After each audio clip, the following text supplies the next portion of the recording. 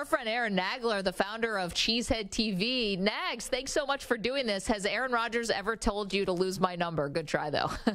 No, he has not, but I don't have his number, so he hasn't needed to. However, we do DM on Twitter, so he hasn't told me to lose his Twitter account yet. So I feel like Aaron Rodgers and you get along well. I've seen in several interactions. You guys, you tend to have a decent relationship with him, right?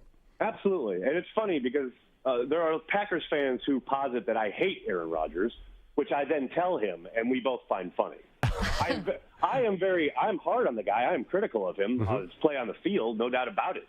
I hold him to a high standard as a 4-time MVP. I think that's reasonable.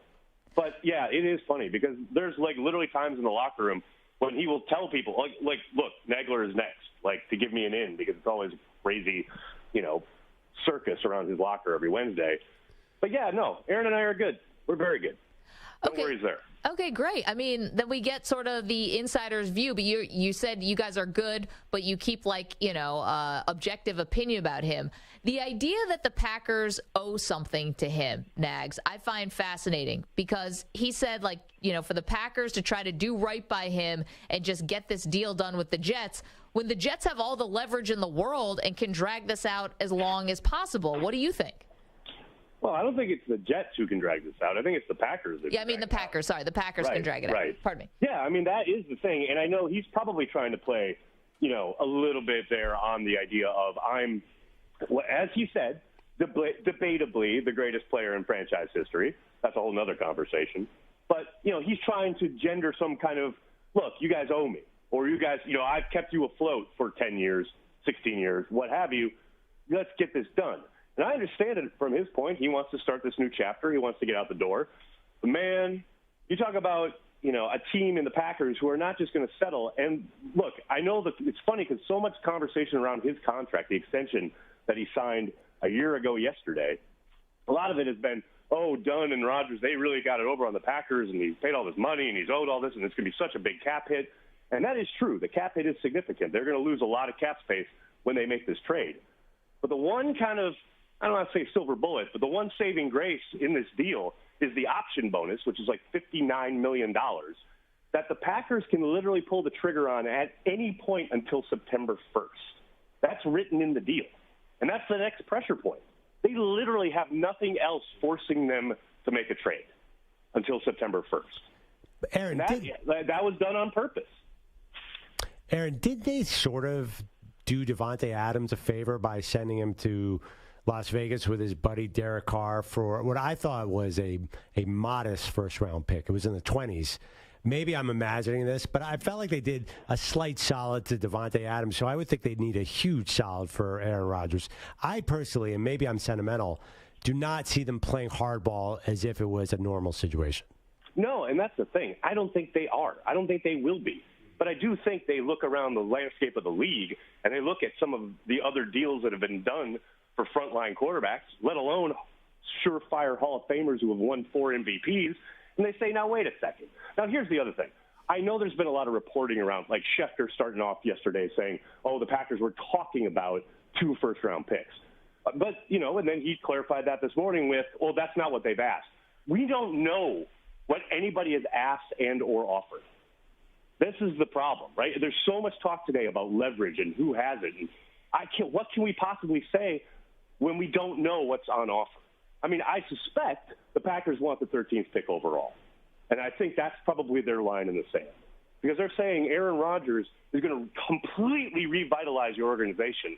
He is a 4-time MVP, Super Bowl winner, surefire Hall of Famer. Those don't just fall from the sky. They're going to cost you. And if you don't want to play ball, we have until September. Aaron Nagler is our guest, the founder of Cheesehead TV, one of our good friends as well. Aaron, so let's just say, for argument's sake, that this falls through with the Jets. Do you think that the Packers can pivot and would find another partner to trade Rodgers to? I think they definitely try. I can't imagine him walking back in the building at 1265 Lombardi, I'll tell you that. But, yeah, I think it'll be interesting the longer this drags out, the closer especially we get to the draft. Who knows? Who knows might come calling. Who knows? The Colts might decide, okay, all right, well, we know we wanted to kind of go younger, but this is Aaron Rodgers. I do suspect it'll get done sooner rather than later, but I think the longer it drags out, the more opportunity there will be for a surprise team, a mystery team, like often happens, to kind of materialize. If they suddenly sense, hey, there's a deal to be made here, and it doesn't seem like the Jets want to pull the trigger. All right, Aaron, you speak for Packer Nation. How optimistic are you about the beginning of the Jordan Love era starting next season?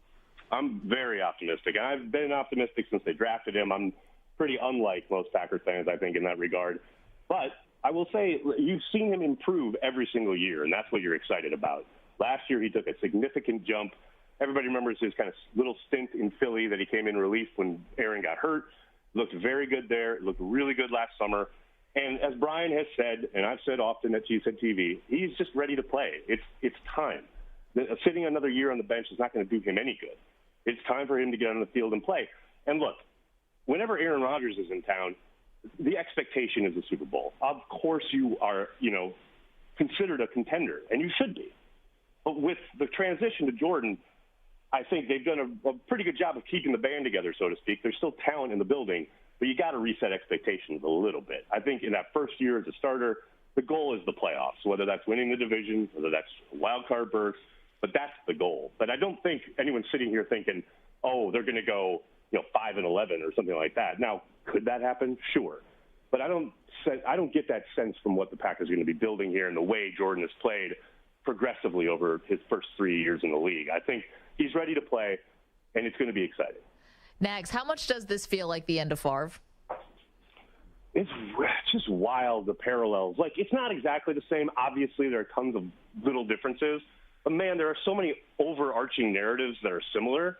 It is a little spooky. It is a little crazy. The idea that they have this kid who they drafted and it caused all sorts of drama. And then now they're trying to turn the page. And he came in relief. And then, on a national game, got a little glimpse of the game they lost, but he looked really promising. And now the trade is going to be with the Jets. Are you serious? There's 31 other teams, and it's the Jets again? Like, it is weird. Like, there are so many parallels that just line up that it does feel really odd. But I will say, this transition, at least, around the fan base, yes, there have been flame wars on Twitter regarding Jordan Love or Aaron Rodgers or what have you. But, man, it's still not close to what it was when they were making the turn from Brett. And I think there's a lot more support for Jordan than there was for Aaron when Aaron was taking over. I'll never forget the first family night at Lambeau Field when Aaron kind of took the reins for the first time in Lambeau and, threw some incomplete passes and people were kind of restless. And then he tried to hit Driver in the red zone and got picked off. And people, a good section started booing. On family night. It's on family Something night. I would do. I know, right? My oldest daughter, who is now 21, back then when this was happening was like 12, she couldn't understand. Why are they booing their own player? I'm like, yeah, I said there's a context here. But, yeah, the support for Jordan, I feel, is a lot greater than it was for Aaron back in the day. Well, your daughters live in New York City now, so hopefully they're booing everybody. Yeah, they're used to it. By the way, they understand. Aaron, they get the gig. I know you're a Brewers fan. You've been really busy with the Aaron Rodgers story. Did you know that Edwin Diaz got hurt, the Mets closer? I just want to make sure you knew that. And that's another $1 in the jar. I did see that, and look, like they're playing a game, man. I got no beef with that. Okay, understandable. 2 quick questions. You mentioned Favre. I have a theory that Favre is going to he's a little underrated because of his post-playing career. I think people have forgotten how good Brett Favre was. Would you buy that? Agreed. 100% agreed. Because a lot of it is due to the fact that a lot of the younger generation who are on social media and who drive the narratives, they only remember what you're talking about, the end of his playing days, all the controversies, all the interceptions, coming up short in that NFC Championship game against the Saints, etc. But, man, no one's tweeting about or clipping or posting on their TikToks about how he played from 95 to 97 when he was winning MVPs.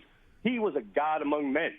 You know what I mean? He was an amazing football player, and I totally agree, Perloff. Yeah. Different Lots of rules, people too. have forgotten about that. Different era of passing. It was hard.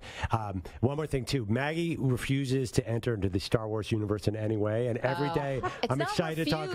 Refuses, and I'm trying to get her. too far behind. Don't you think The Mandalorian would be a great way for Maggie to get involved? Yeah, it'd be fun. It's a good way. The problem is like, I mean, I can't say too much if she is going to do it, but there's a major character that's kind of playing off another major character that is only beloved because of the original trilogy. So I would suspect you got to start with the original trilogy. See, I've seen the original trilogy, the ones from the 70s and 80s. Yeah, I've seen the original 3. Then you're good to go.